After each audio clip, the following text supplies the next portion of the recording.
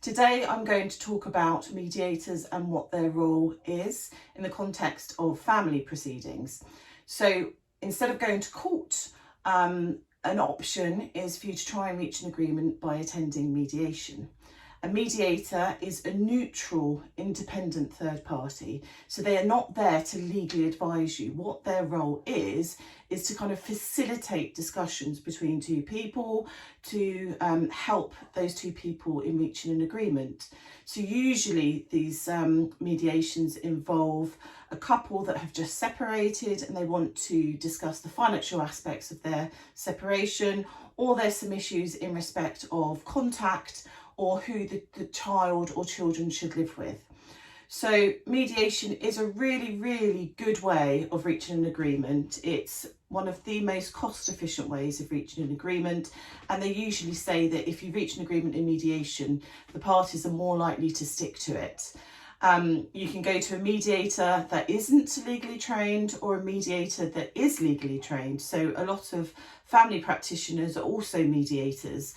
Although they do have the legal knowledge, they cannot advise you, like I said before. So it's really important that you know, if you see a mediator, they are not going to give you legal advice. So what I would suggest is, if you have chosen the mediation route, is that you speak to a solicitor before you go to mediation, because that way you can be given legal advice, you can be told kind of what your rights are, you can be advised what you should be seeking in respect of a financial settlement, and that can put you in really good stead to using mediation to the best of your abilities and getting the maximum out of it. I would say that mediation is not appropriate if there is a history of kind of coercive control, if there's a history of domestic violence, if your partner's a narcissist, because it's likely that if you go into mediation, they'll dominate, they'll take over.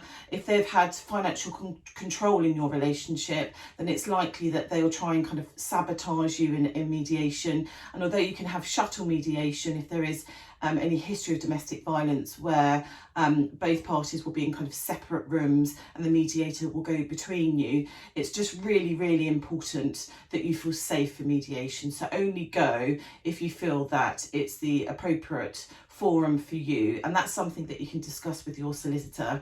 Mediation also is voluntary, and it's really important that you do understand that, because in the event that you feel that mediation just is not right for you, then I wouldn't suggest you attend. But on the whole, mediation is a really good way for people to try and resolve their issues and to try and reach an agreement.